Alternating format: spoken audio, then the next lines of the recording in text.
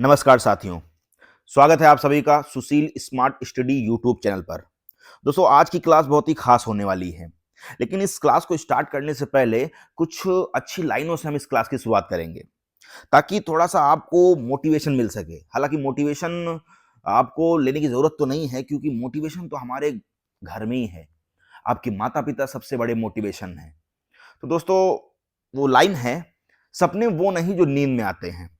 ध्यान से सुनिएगा। सपने वो नहीं जो नींद में आते हैं। सपने वो हैं जो आपको नींद नहीं आने देते हैं। कि सपने वो नहीं जो नींद में आते हैं, सपने वो हैं जो आपको नींद आने नहीं देते हैं। मैं जानता हूं आप सभी लोग तैयारी कर रहे हैं, आपका सपना है कुछ बनने का, कुछ पाने का, और ये सपने ही एक दिन आगे चल के आपको सक्सेस दिलाएंगे। क्योंकि अगर सपने ही नहीं आएंगे, आप कुछ सोचेंगे ही नहीं, तो उसको करेंगे कैसे? दोस्तों, आज का वीडियो हम यूपी होमगार्ड, यूपीएसआई, एसएससी, लेखपाल और जितने भी कॉम्पिटिटिव एग्जाम हैं, उन सभी के लिए बहुत ही इंपॉर्टेंट है। और इसमें हम इंडियन पॉलिटी के वो मोस्ट इंपॉर्टेंट एमसीक्यू पढ़ेंगे, जो कहीं ना कहीं हर एग्जाम में पूछे जाते हैं। और यहाँ सभी क्वेश्चंस को एक्स्ट्रा पॉइंट्स और फुल डिटेल एक्सप्लेनेशन के साथ समझाया जाएगा। साथ ही में हर प्रश्न को सरल भाषा, कॉन्सेप्ट क्लियर एक्सप्लेनेशन और एग्जाम ओरिएंटेड अप्रोच से समझाया जाएगा। और हाँ दोस्तों, अगर मेहनत आदत बन जाए ना, तो सफलता मजबूरी बन जाती है। तो फिलहाल अगर आप यूपी होमगार्ड, यूपी पुलिस, लेखपाल, एसएससी या किसी भी कॉम्पिटिटिव एग्जाम की तैयारी कर रहे हैं, तो यह वीडियो आपके लिए बहुत इंपॉर्टेंट है। और हाँ, वीडियो को लाइक जरूर करें और शेयर भी करें, और सुशील स्मार्ट स्टडी चैनल को तुरंत सब्सक्राइब करें। और हाँ, आज की पढ़ाई ही कल की जीत है, इसको आप जरूर याद रखिएगा। तो फिलहाल चलिए शुरू करते हैं आज का पहला सवाल। तो हमारा पहला प्रश्न है, भारतीय संविधान के किस अनुच्छेद के तहत ग्राम पंचायतों के गठन का प्रावधान किया गया है? देखिए, जो अनुच्छेद 40 है, यह अनुच्छेद 40 जो है, ये राज्य के नीति निर्देशक तत्वों के अंतर्गत आता है। और इसमें कहा गया है कि राज्य जो है ग्राम पंचायतों का संगठन करने के लिए कदम उठाएगा और उन्हें ऐसी शक्तियां प्रदान करेगा जो उन्हें स्वशासन की इकाइयों के रूप में कार्य करने में सक्षम बनाए। और ये जो आर्टिकल 40 है, इसे गांधीवादी सिद्धांत भी कहा जाता है। साथ ही में अगर हम कुछ और संविधानों की बात, अनुच्छेद की बात करें, तो अनुच्छेद जो 32 है, इसे बी आर अम्बेडकर ने संविधान की आत्मा कहा है, जो कि संवैधानिक उपचारों का अधिकार है। और अनुच्छेद 44 की बात करें, तो यह समान नागरिक संहिता की बात करता है।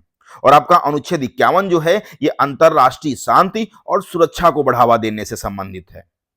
तो फिलहाल इस प्रश्न का राइट आंसर है ऑप्शन नंबर बी, अनुच्छेद 40। चलिए बढ़ते हैं अपने अगले प्रश्न की ओर। तो हमारा अगला प्रश्न है, भारतीय संविधान के किस भाग को भारत का मैग्ना कार्टा कहा जाता है? देखिए, जो संविधान का भाग 3 है, जिसमें मौलिक अधिकारों की चर्चा की गई है, तो संविधान के भाग 3 को जो है भारत का मैग्ना कार्टा कहा जाता है। और क्यों कहा जाता है? क्योंकि यह नागरिकों के बुनियादी अधिकारों की गारंटी देता है। और मैग्ना कार्टा जो है, ये अधिकारों का वह चार्टर है जिसे 1215 में इंग्लैंड के राजा जॉन द्वारा जारी किया गया था। और मौलिक अधिकारों की बात करें, तो आप सभी जानते हो कि संविधान के भाग 3 में अनुच्छेद 12 से 35 तक मौलिक अधिकारों का वर्णन किया गया है। साथ ही में अगर हम बात करें कि भारतीय संविधान में मौलिक अधिकार जो है किस देश से लिए गए हैं, तो वो अमेरिका के संविधान से लिए गए हैं। और आप जानते हैं कि मूल संविधान में जो है 7 मौलिक अधिकार थे, लेकिन वर्तमान में जो अब इस समय 6 मौलिक अधिकार हैं। 44वें संविधान संशोधन 1978 के द्वारा जो है संपत्ति के अधिकार को हटा दिया गया है और इसको मौलिक अधिकार से कानूनी अधिकार में कर दिया गया है। तो आपका राइट आंसर है ऑप्शन नंबर सी। चलिए बढ़ते हैं अपने अगले प्रश्न की ओर। तो हमारा अगला प्रश्न है, भारत के राष्ट्रपति को उनके पद से हटाने की प्रक्रिया का उल्लेख किस अनुच्छेद में किया गया है? देखिए, जो भारत के राष्ट्रपति को जो हटाने की प्रक्रिया है, जिसको हम बोलते हैं महाभियोग, तो ये जो है अनुच्छेद 61 में महाभियोग की बात की गई है। और महाभियोग का मतलब होता है कि यदि राष्ट्रपति जो है संविधान का उल्लंघन करता है, तो उन्हें संसद द्वारा जो है महाभियोग चलाकर हटाया जा सकता है। और यह जो प्रक्रिया है, यह संसद के किसी भी सदन में शुरू की जा सकती है। साथ ही बात करें कि महाभियोग का जो प्रस्ताव है, वो लाने से कम 14 दिन पहले राष्ट्रपति को जो है लिखित नोटिस देना अनिवार्य होता है। साथ ही में अगर हम बात करें अनुच्छेद 52 की, तो अनुच्छेद 52 में भारत का एक राष्ट्रपति होगा, इसके बारे में कहा गया है। और अनुच्छेद 72 की बात करें तो अनुच्छेद 72 में राष्ट्रपति की क्षमादान शक्ति, जिसके तहत वह मृत्यु दंड को भी क्षमा कर सकता है, इसकी बात कही गई है। और अनुच्छेद 123 की बात करें तो इसमें राष्ट्रपति को अध्यादेश जारी करने की शक्ति देता है, और जब संसद का सत्र ना चल रहा हो तब। साथ ही में अगर हम बात करें कि जो राष्ट्रपति बनने की न्यूनतम आयु होती है, तो राष्ट्रपति बनने की जो न्यूनतम आयु होती है वो 35 वर्ष होनी चाहिए। तो फिलहाल इस प्रश्न का राइट आंसर है ऑप्शन नंबर बी, अनुच्छेद 61। चलिए बढ़ते हैं अपने अगले प्रश्न की ओर। तो हमारा अगला प्रश्न है, राज्य की कार्यपालिका शक्ति किस में निहित होती है? देखिए, राज्य की जो कार्यपालिका शक्ति होती है वो राज्यपाल में निहित होती है, और ये अनुच्छेद 154 में लिखा है कि राज्य की समस्त कार्यपालिका शक्ति जो है राज्यपाल में निहित होती है, और वह इसका प्रयोग स्वयं या अपने अधीनस्थ अधिकारियों के माध्यम से करता है। साथ ही में अगर हम बात करें उसके संवैधानिक स्थिति की, तो जैसे केंद्र में राष्ट्रपति नाम मात्र का प्रमुख होता है, वैसे ही राज्य में राज्यपाल संवैधानिक प्रमुख होता है। और जबकि वास्तविक शक्ति की बात करें तो वास्तविक शक्ति जो है ये मुख्यमंत्री के नेतृत्व वाली मंत्री परिषद के पास होती है। और साथ ही में अनुच्छेद 153 की बात करें तो अनुच्छेद 153 में प्रत्येक राज्य के लिए एक राज्यपाल होगा, ये बात कही गई है। और आप जानते हैं कि राज्यपाल की जो नियुक्ति है वो भारत के राष्ट्रपति द्वारा की जाती है, और राज्यपाल बनने के लिए न्यूनतम आयु जो है ये 35 वर्ष होनी चाहिए, और वह भारत का नागरिक भी हो। साथ ही में राज्यपाल की बात करें तो राज्यपाल को उस राज्य के उच्च न्यायालय के मुख्य न्यायाधीश शपथ दिलाते हैं। तो फिलहाल इस प्रश्न का राइट आंसर है ऑप्शन नंबर बी, राज्यपाल। चलिए बढ़ते हैं अपने अगले प्रश्न की ओर। तो हमारा अगला प्रश्न है, भारतीय संसद के ऊपरी सदन को किस नाम से जाना जाता है? देखिए, जो भारतीय संसद है इसके दो सदन हैं। एक है ऊपरी सदन, अपर हाउस, जिसको राज्यसभा कहते हैं, और एक है निचला सदन, जिसको लोकसभा कहते हैं। और राज्यसभा की व्याख्या जो है ये अनुच्छेद 80 में की गई है। तो बात करें अनुच्छेद 80 की, तो इसे उच्च सदन या राज्यों की परिषद कहा जाता है। मतलब राज्यसभा को उच्च सदन या राज्यों की परिषद कहा जाता है, और यह जो है एक स्थायी सदन है, मतलब इसे जो है कभी भंग नहीं किया जा सकता। और बात करें राज्यसभा के सदस्यों की, तो राज्यसभा के जो सदस्य होते हैं इनका कार्यकाल 6 वर्ष का होता है, और इसके 1/3 सदस्य जो हैं हर 2 साल में सेवानिवृत्ति हो जाते हैं। साथ ही में राज्यसभा में अधिकतम सीटें जो हैं वो 250 सदस्य हो सकते हैं, और वर्तमान में 245 सदस्य हैं। तो फिलहाल इस प्रश्न का राइट आंसर है ऑप्शन नंबर सी, राज्यसभा। चलिए बढ़ते हैं अपने अगले प्रश्न की ओर। तो हमारा अगला प्रश्न है, किस संविधान संशोधन अधिनियम को लघु संविधान कहा जाता है?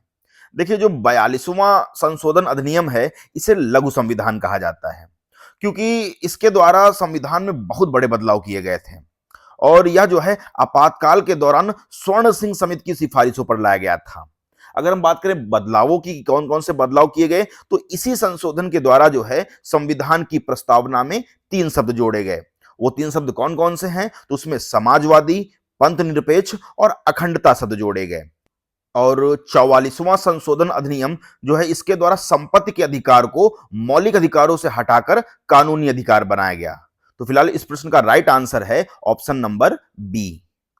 चलिए बढ़ते हैं अपने अगले प्रश्न की ओर। तो हमारा अगला प्रश्न है, भारतीय संविधान के किस अनुच्छेद के तहत सर्वोच्च न्यायालय को अभिलेख न्यायालय का दर्जा दिया गया है? देखिए, जो अनुच्छेद 129 है, तो अनुच्छेद 129 के अनुसार सर्वोच्च न्यायालय एक अभिलेख न्यायालय होगा। इसका अर्थ है कि इसके जो सभी निर्णय होंगे वो साक्ष्य के रूप में सुरक्षित रखे जाएंगे, और इन्हें किसी भी निचली अदालत में चुनौती नहीं दी जा सकती। साथ ही इसके पास अपनी अवमानना के लिए दंड देने की भी शक्ति है। और जो भारतीय संविधान है, तो भारतीय संविधान के भाग 5 में अनुच्छेद 124 से 147 तक जो है सर्वोच्च न्यायालय के गठन और शक्तियों का वर्णन है। और 124 की बात करें कि अनुच्छेद 124 में, तो यह सर्वोच्च न्यायालय की स्थापना और उसके गठन से संबंधित है। साथ ही में अनुच्छेद 143 की बात करें तो यह जो है राष्ट्रपति को कानून के किसी प्रश्न पर सर्वोच्च न्यायालय से परामर्श लेने की शक्ति देता है। और जो सर्वोच्च न्यायालय के न्यायाधीश होते हैं ये 65 वर्ष की आयु तक जो है अपने पद पर बने रह सकते हैं। तो फिलहाल इस प्रश्न का राइट आंसर है ऑप्शन नंबर बी, अनुच्छेद 129। चलिए बढ़ते हैं अपने अगले प्रश्न की ओर। तो हमारा अगला प्रश्न है, भारतीय संविधान के किस अनुच्छेद में निर्वाचन आयोग के गठन का प्रावधान है? देखिए, अगर हम बात करें अनुच्छेद 324 की, तो अनुच्छेद 324 में जो है संविधान के अनुसार संसद, राज्य विधानसभाओं, राष्ट्रपति और उपराष्ट्रपति के पदों के निर्वाचन के संचालन, निर्देश और नियंत्रण की जो जिम्मेदारी होती है वो निर्वाचन आयोग की होती है। साथ ही में आपको पता है कि वर्तमान में निर्वाचन आयोग में एक मुख्य निर्वाचन आयुक्त और 2 अन्य निर्वाचन आयुक्त होते हैं और इनकी जो नियुक्ति है वो भारत के राष्ट्रपति द्वारा की जाती है। तो फिलहाल इस प्रश्न का राइट आंसर है ऑप्शन नंबर सी, अनुच्छेद 324। चलिए बढ़ते हैं अपने अगले प्रश्न की ओर। तो हमारा अगला प्रश्न है, भारतीय संविधान की 10वीं अनुसूची का संबंध किससे है? देखिए, जो 10वीं अनुसूची है इसे 52वें संविधान संशोधन 1985 के माध्यम से जोड़ा गया था और इसका जो मुख्य उद्देश्य है वो राजनीति में दल बदल की कुप्रथा को रोकना है, ताकि जो चुनी हुई सरकारें स्थिर रह सकें। और यदि कोई सदस्य अपनी पार्टी छोड़कर दूसरी पार्टी में जाता है तो इस कानून के तहत उसकी सदस्यता जो है वो समाप्त की जा सकती है। तो इस प्रश्न का राइट आंसर है ऑप्शन नंबर बी, दल बदल विरोधी कानून। चलिए बढ़ते हैं अपने अगले प्रश्न की ओर। तो हमारा अगला प्रश्न है, भारत में वित्तीय आपातकाल घोषित करने का प्रावधान किस अनुच्छेद में है? देखिए, जो अनुच्छेद 360 है, तो अनुच्छेद 360 में प्रावधान है कि यदि राष्ट्रपति को लगे कि किसी देश की वित्तीय स्थिरता या साख जो है ये खतरे में है तो यह वित्तीय आपातकाल की घोषणा कर सकते हैं। साथ ही में भारत के इतिहास में आज तक एक बार भी वित्तीय आपातकाल नहीं लगाया गया है और इस दौरान राष्ट्रपति जो है सरकारी कर्मचारियों के वेतन और भत्तों में कटौती का आदेश भी दे सकते हैं। तो इस प्रश्न का राइट आंसर है ऑप्शन नंबर सी, अनुच्छेद 360। चलिए बढ़ते हैं अपने अगले प्रश्न की ओर। तो हमारा अगला प्रश्न है, संसद के 2 सत्रों के बीच अधिकतम कितना अंतराल हो सकता है? देखिए, भारतीय संविधान के अनुसार संसद के एक सत्र की अंतिम बैठक और अगले सत्र की प्रथम बैठक के जो बीच है वो 6 महीने से अधिक का अंतर नहीं होना चाहिए। और साथ ही में संसद की संख्या का मतलब होता है कि यह संसद को वर्ष में कम से कम 2 बार मिलना अनिवार्य है। हालांकि भारत में आमतौर पर वर्ष में 3 सत्र होते हैं और आपको पता है वो कौन से सत्र हैं? बजट सत्र, मानसून सत्र और शीतकालीन सत्र। और अगर हम बात करें सदन को बुलाना, तो राष्ट्रपति जो है ये समय समय पर संसद के प्रत्येक सदन को बैठक के लिए बुलाते हैं। और सत्रावसान की बात करें तो राष्ट्रपति ही जो है सत्र को समाप्त करने की घोषणा करता है, जिसको हम लोग सत्रावसान बोलते हैं। साथ ही में आपने नाम सुना होगा कोरम का। तो कोरम का मतलब है कि सदन की कार्यवाही शुरू करने के लिए कम से कम 1/10 सदस्य उपस्थित होने चाहिए और इसे गढ़पूर्ति भी कहते हैं। साथ ही में हम बात करें अगर संयुक्त बैठक की, तो अनुच्छेद 108 में प्रावधान है कि यदि किसी साधारण विधेयक पर जो है दोनों सदनों में मतभेद हो जाए तो राष्ट्रपति जो है ये संयुक्त बैठक बुला सकते हैं और जिसकी जो अध्यक्षता है वो लोकसभा अध्यक्ष करते हैं। तो फिलहाल इस प्रश्न का राइट आंसर होगा ऑप्शन नंबर बी, 6 महीने। चलिए बढ़ते हैं अपने अगले प्रश्न की ओर। तो हमारा अगला प्रश्न है, भारतीय संसद की सबसे पुरानी और महत्वपूर्ण वित्तीय समिति कौन सी है? देखिए, जो लोक लेखा समिति है, तो लोक लेखा समिति जो है यह भारत सरकार के खर्चों की जांच करती है और कैग की जो है रिपोर्ट का अध्ययन करती है और इसका जो मुख्य काम जो है यह सुनिश्चित करना है कि जनता का पैसा उसी काम पर खर्च हो जिसके लिए जो है संसद ने अनुमति दी थी। साथ ही में इसके गठन की बात करें तो इसमें कुल 22 सदस्य होते हैं और इसका जो अध्यक्ष है वो परंपरा के अनुसार विपक्ष का कोई सदस्य होता है। तो फिलहाल इस प्रश्न का राइट आंसर है ऑप्शन नंबर बी, लोक लेखा समिति। चलिए बढ़ते हैं अपने अगले प्रश्न की ओर। तो हमारा अगला प्रश्न है, भारत में त्रिस्तरीय पंचायती राज व्यवस्था की सिफारिश किस समिति ने की थी?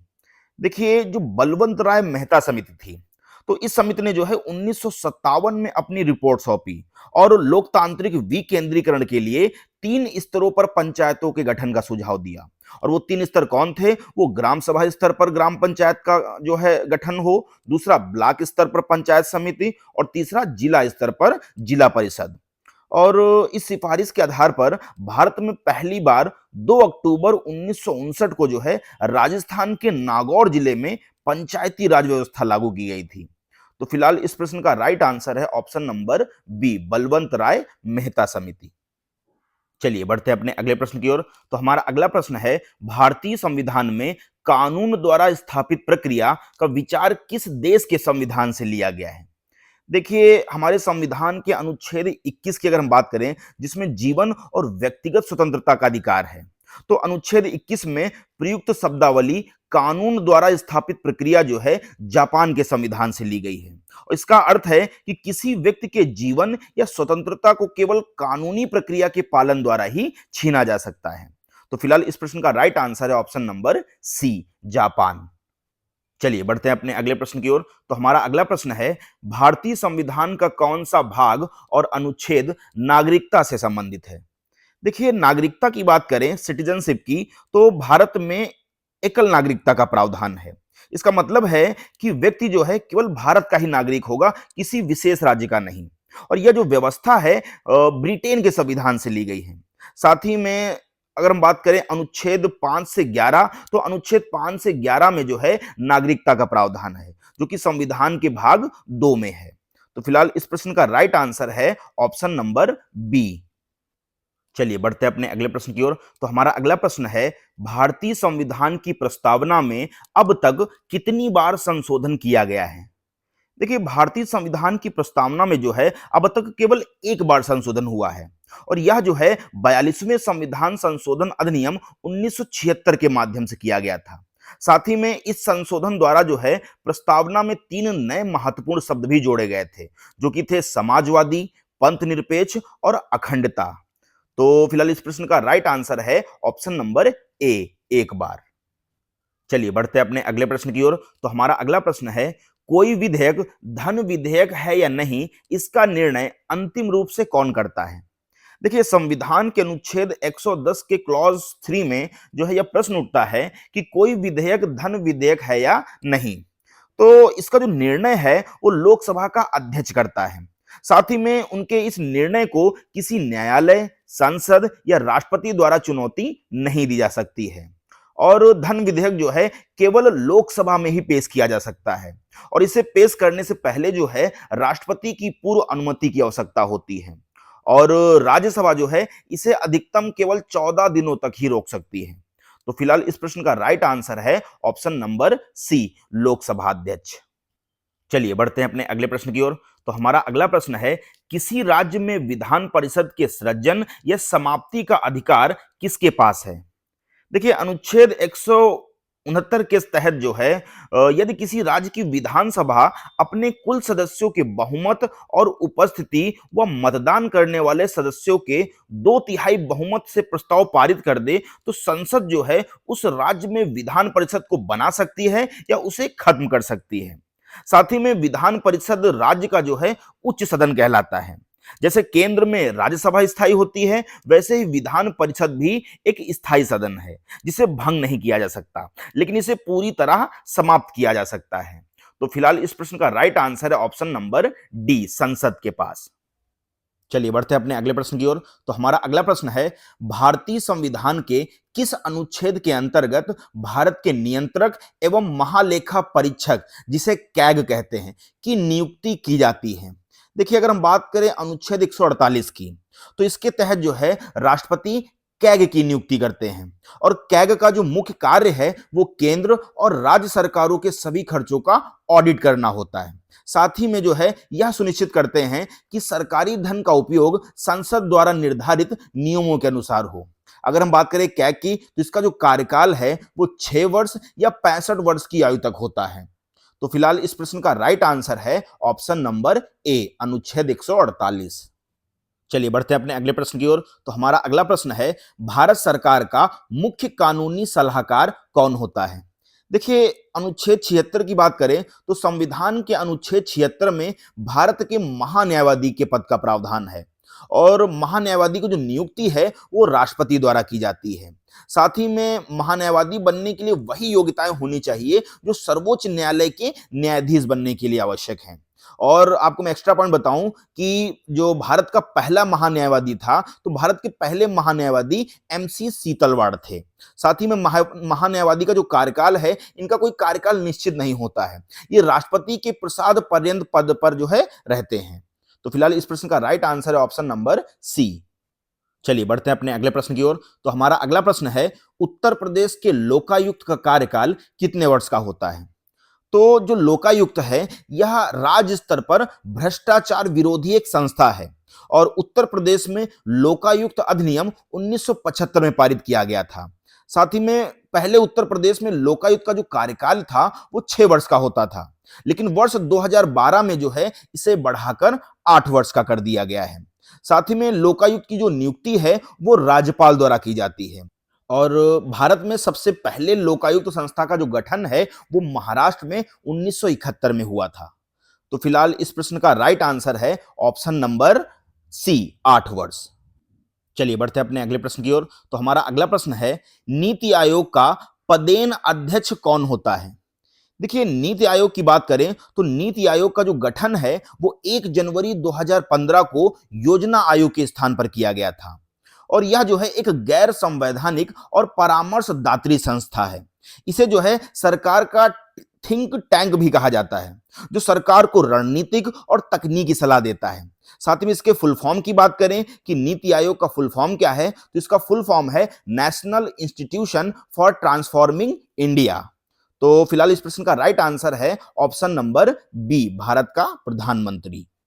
चलिए बढ़ते हैं अपने अगले प्रश्न की ओर। तो हमारा अगला प्रश्न है, भारतीय संविधान के किस अनुच्छेद को डॉक्टर बी.आर. अंबेडकर ने संविधान की हृदय और आत्मा कहा था? देखिए, जो अनुच्छेद 32 है, तो पहले अनुच्छेद 32 के बारे में जान लीजिए कि इसमें कहता है कि यदि किसी नागरिक के मौलिक अधिकारों का हनन होता है तो वह सीधे सर्वोच्च न्यायालय जा सकता है। और अंबेडकर जी का मानना था कि बिना इस अधिकार के बाकी सभी अधिकार जो हैं वो अर्थहीन हैं। साथ ही में इस अनुच्छेद के तहत जो है सुप्रीम कोर्ट 5 प्रकार की रिट जारी कर सकता है और वो 5 प्रकार की रिट कौन सी हैं? सबसे पहला है बंदी प्रत्यक्षीकरण, दूसरा है परमादेश, तीसरा है प्रतिषेध और चौथा है उत्प्रेषण और पांचवा है आपका अधिकार प्रच्छ। तो फिलहाल इस प्रश्न का राइट आंसर है ऑप्शन नंबर डी, अनुच्छेद 32। चलिए बढ़ते हैं अपने अगले प्रश्न की ओर। तो हमारा अगला प्रश्न है, भारत के राष्ट्रपति को किस अनुच्छेद के तहत क्षमादान देने की शक्ति प्राप्त है?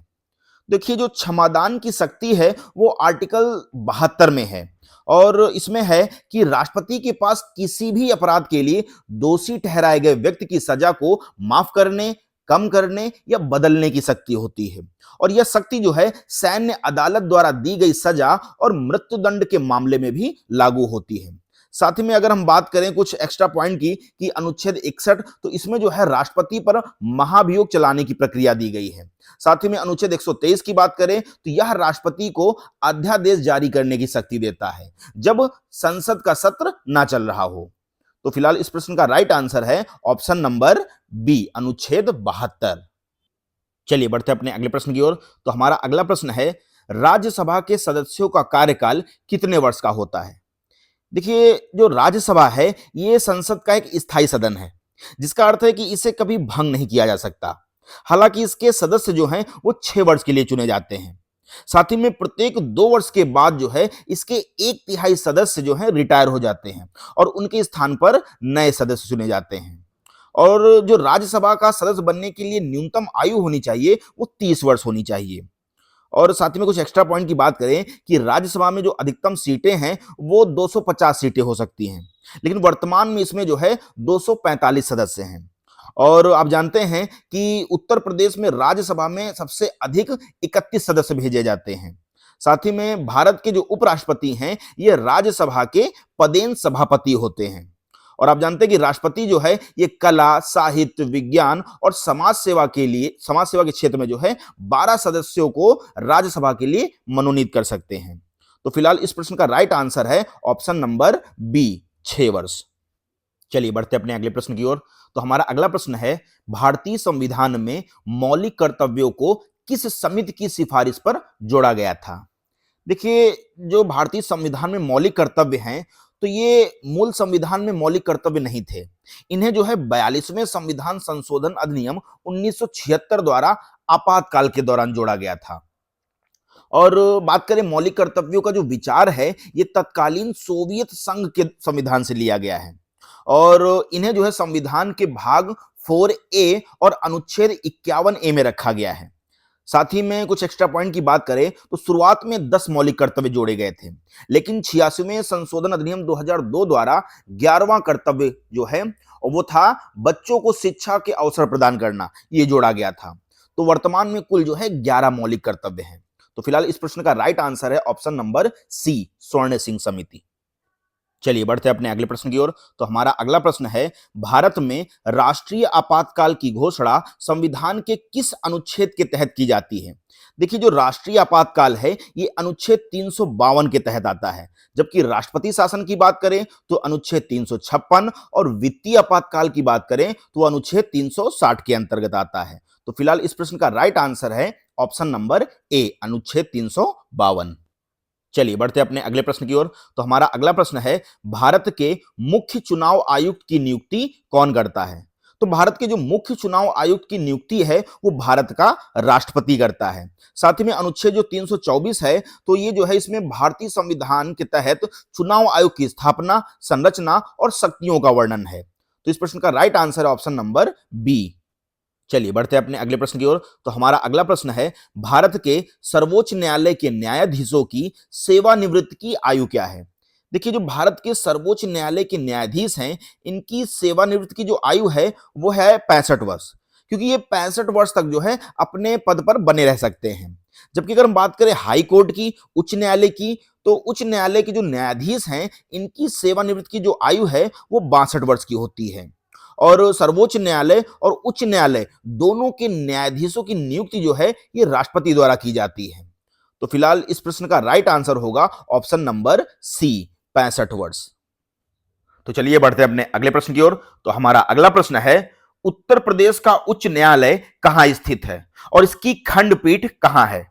देखिए, उत्तर प्रदेश का जो उच्च न्यायालय है वो इलाहाबाद, प्रयागराज में स्थित है और इसकी स्थापना जो है वो 17 मार्च 1866 को उत्तर पश्चिमी प्रांतों के लिए आगरा में की गई थी और जिसे जो है 1869 में इलाहाबाद स्थानांतरित कर दिया गया।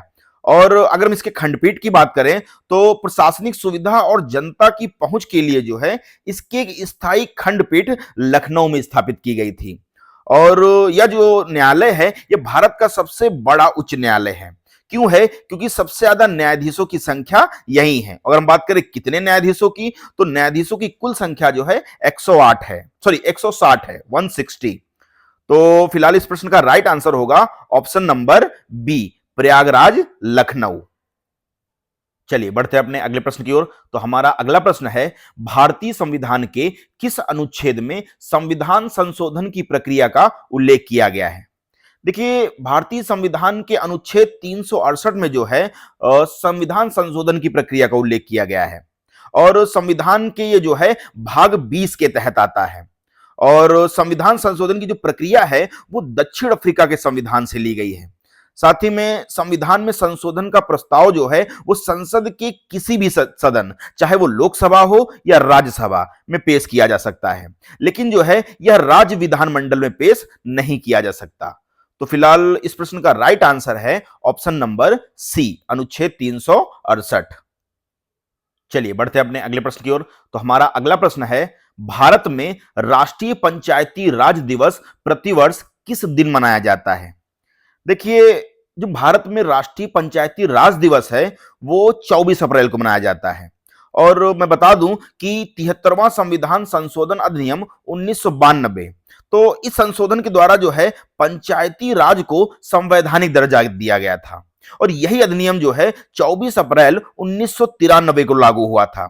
इसलिए जो है हर साल 24 अप्रैल को पंचायती राज दिवस मनाया जाता है। साथ ही में अगर हम इसके ढांचे की बात करें तो बलवंत राय मेहता समिति की सिफारिश पर भारत में 3 स्तरों वाली व्यवस्था बनाई गई। एक तो ग्राम स्तर पर, दूसरा ब्लॉक स्तर पर और तीसरा जिला स्तर पर। तो और साथ ही में बता दें आपको कि भारत में सबसे पहले पंचायती राज व्यवस्था जो है वो 2 अक्टूबर 1959 को राजस्थान के नागौर जिले में शुरू की गई थी। और पंचायतों में आपको पता है कि महिलाओं के लिए कम से कम 33% सीटें जो हैं आरक्षित होती हैं। तो फिलहाल इस प्रश्न का राइट आंसर है ऑप्शन नंबर सी, 24 अप्रैल। चलिए बढ़ते हैं अपने अगले प्रश्न की ओर। तो हमारा अगला प्रश्न है, भारतीय संविधान की 12वीं अनुसूची किससे संबंधित है? देखिए, जो 74वां संविधान संशोधन अधिनियम है, इसके माध्यम से जो है शहरी स्थानीय निकायों जैसे नगर पालिकाओं को संवैधानिक दर्जा दिया गया और जो 12वीं अनुसूची है इसे जो है संविधान में जोड़ा गया और जिसमें जो है नगर पालिकाओं के कार्य करने के लिए 18 विषय जैसे सड़क, बिजली, जलापूर्ति, सफाई आदि जो है दिए गए हैं। साथ ही में अगर हम बात करें कि शहरी स्थानीय निकायों में कौन कौन से हैं वो, तो नगर निगम, नगर पालिका परिषद और नगर पंचायत हैं। तो फिलहाल इस प्रश्न का राइट आंसर होगा ऑप्शन नंबर बी, नगर पालिकाएं। चलिए बढ़ते हैं अपने अगले प्रश्न की ओर। तो हमारा अगला प्रश्न है, भारतीय संविधान के किस अनुच्छेद के तहत भारत के नियंत्रक एवं महालेखा परीक्षक की नियुक्ति की जाती है? शायद ये क्वेश्चन रिपीट हुआ है, लेकिन आपको पता होना चाहिए कि जो कैग है, कैग की जो नियुक्ति है ये अनुच्छेद 148 के अंतर्गत जो है आता है और जो कैग है इन्हें भारत के लेखा परीक्षा और लेखा विभाग का मुखिया माना जाता है। साथ ही में जो इनका कार्य है वो यह देखना है कि सरकार द्वारा खर्च किया गया पैसा संसद की अनुमति के अनुसार और सही तरीके से खर्च हुआ है कि नहीं। साथ ही में इनकी जो नियुक्ति है तो इनकी नियुक्ति भारत के राष्ट्रपति द्वारा की जाती है और कैग का जो कार्यकाल होता है वो 6 वर्ष या 65 वर्ष की आयु तक होता है। तो फिलहाल इस प्रश्न का राइट आंसर है ऑप्शन नंबर बी, अनुच्छेद 148। चलिए बढ़ते हैं अपने अगले प्रश्न की ओर। तो हमारा अगला प्रश्न है, राज्य लोक सेवा आयोग के अध्यक्ष और सदस्यों की नियुक्ति कौन करता है? देखिए, संविधान के अनुच्छेद 315 से 323 तक लोक सेवा आयोगों का वर्णन है और जो राज्य लोक सेवा आयोग के अध्यक्ष और सदस्यों की जो नियुक्ति है वो राज्यपाल के द्वारा की जाती है। साथ ही में इसे हटाने की प्रक्रिया जो है यह एक बहुत ही महत्वपूर्ण मोड़ है। भले ही नियुक्ति राज्यपाल करता है, लेकिन इन्हें पद से हटाने की जो शक्ति है वो केवल भारत के राष्ट्रपति के पास होती है। साथ ही में राज्य लोक सेवा आयोग के सदस्यों का जो कार्यकाल होता है वो 6 वर्ष या तो 62 वर्ष की आयु तक होता है। और आप लोग याद रखिएगा, जो यूपीएससी के जो होते हैं तो इनका जो आयु है वो 65 वर्ष तक होता है। यूपीएससी मतलब संघ लोक सेवा आयोग। और साथ ही में इनके हम अगर बात करें उत्तर प्रदेश लोक सेवा आयोग, तो इसका मुख्यालय जो है वो प्रयागराज में स्थित है। तो ऐसे भी कुछ पॉइंट आ सकते हैं, तो उनको याद रखिएगा। तो फिलहाल इस प्रश्न का राइट आंसर है ऑप्शन नंबर सी, राज्य का राज्यपाल। चलिए बढ़ते हैं अपने अगले प्रश्न की ओर। तो हमारा अगला प्रश्न है, निम्नलिखित में से कौन सा एक संवैधानिक निकाय नहीं है? तो सबसे पहले तो आप समझिए संवैधानिक निकाय होता क्या है, जिसको हम बोलते हैं कॉन्स्टिट्यूशनल बॉडी। देखिए, ये वे संस्थाएं हैं जिनका उल्लेख संविधान के किसी न किसी अनुच्छेद में किया गया है और इन्हें बदलने के लिए संसद को संविधान संशोधन करना पड़ता है। साथ ही में मैं अगर बात करूं कि जो गैर संवैधानिक निकाय हैं जिनको हम बोलते हैं नॉन कॉन्स्टिट्यूशनल बॉडीज, तो इनमें वे संस्थाएं आती हैं जिनका संविधान में मूल रूप से उल्लेख नहीं होता है और इन्हें जो है सरकार के एक आदेश या संसद के कानून द्वारा बनाया जाता है। तो फिलहाल इस प्रश्न का राइट आंसर है option number C, NITI Aayog. चलिए बढ़ते हैं अपने अगले प्रश्न की ओर। तो हमारा अगला प्रश्न है, भारतीय संविधान की 8वीं अनुसूची का संबंध किससे है? देखिए, जो भारतीय संविधान की 8वीं अनुसूची है इसमें भारत की आधिकारिक भाषाओं का वर्णन किया गया है और आप जानते हैं कि जब संविधान बना था तब इसमें केवल 8 अनुसूचियां थी, लेकिन वर्तमान में विभिन्न संशोधनों के बाद अब कुल 12 अनुसूचियां हैं। जबकि आप जानते हैं कि 8वीं अनुसूची इसमें भारत की 22 आधिकारिक भाषाओं का उल्लेख किया गया है और मूल रूप से इसमें 14 भाषाएं थी। और आप ध्यान रखिएगा कि जो अंग्रेजी और राजस्थानी है इन 22 भाषाओं में शामिल नहीं है। तो फिलहाल इस प्रश्न का राइट आंसर है ऑप्शन नंबर सी। चलिए बढ़ते हैं अपने अगले प्रश्न की ओर। तो हमारा अगला प्रश्न है, धन विधेयक केवल किस सदन में पेश किया जा सकता है? देखिए, अगर हम बात करें लोकसभा की, जिसे हम निम्न सदन भी बोलते हैं, इसे जो है जनता का सदन भी कहा जाता है क्योंकि इसके सदस्य जो हैं वो सीधे जनता द्वारा चुने जाते हैं। और जो धन विधेयक है जो कि अनुच्छेद 110 में इसका वर्णन किया गया है, तो ये जो है सबसे पहले लोकसभा में ही पेश होता है और जो उच्च सदन है जिसको हम राज्यसभा बोलते हैं, इसे राज्यों का सदन भी कहा जाता है और इसके पास धन विधेयक को केवल 14 दिनों तक रोकने की शक्ति होती है और यह जो है उसे खारिज नहीं कर सकती। तो फिलहाल इस प्रश्न का राइट आंसर है ऑप्शन नंबर बी, लोकसभा। चलिए बढ़ते हैं अपने अगले प्रश्न की ओर। तो हमारा अगला प्रश्न है, राष्ट्रपति द्वारा संसद के दोनों सदनों में कुल कितने सदस्यों को मनोनीत किया जाता है? देखिए, पहले मैं बता दूं कि जो पहले राष्ट्रपति जो है वो लोकसभा में 2 एंग्लो इंडियन भी मनोनीत करते थे, लेकिन 104वें संविधान संशोधन 2019 के द्वारा इसे समाप्त कर दिया गया है और अब जो है राष्ट्रपति राज्यसभा में 12 सदस्यों को मनोनीत करते हैं। तो फिलहाल तो इसका आंसर आपको पता ही चल गया कि राइट आंसर है ऑप्शन नंबर बी, 12 सदस्य। चलिए बढ़ते हैं अपने अगले प्रश्न की ओर। तो हमारा अगला प्रश्न है, उत्तर प्रदेश विधान परिषद में कुल कितनी सीटें हैं? देखिए, जो उत्तर प्रदेश है यहां पर द्विसदनीय व्यवस्था है, मतलब उत्तर प्रदेश में 2 सदन हैं। एक तो है विधानसभा और दूसरा है विधान परिषद। बात करें अगर हम विधानसभा की तो इसे जो है निम्न सदन कहते हैं और इसमें जो है 403 सीटें हैं, जबकि विधान परिषद की बात करें तो इसे उच्च सदन कहते हैं और इसमें जो है 100 सीटें हैं। और जो आपकी विधान परिषद है ये एक स्थायी सदन है जो कि राज्यसभा की तरह ही कार्य करती है और इसे कभी भंग नहीं किया जा सकता और इसके सदस्यों का जो कार्यकाल होता है वो 6 वर्ष का होता है। तो फिलहाल इस प्रश्न का राइट आंसर है ऑप्शन नंबर बी, 100।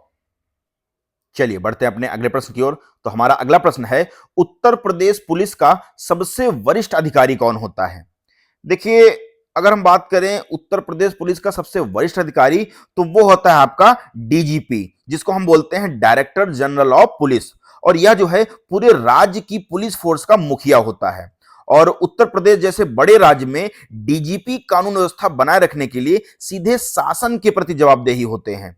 और होमगार्ड और पुलिस की बात करें तो होमगार्ड एक स्वयंसेवी बल है और यह तकनीकी रूप से जो है पुलिस विभाग का हिस्सा नहीं है, लेकिन ड्यूटी के दौरान जो है यह पूरी तरह से पुलिस के सहायक के रूप में काम करता है।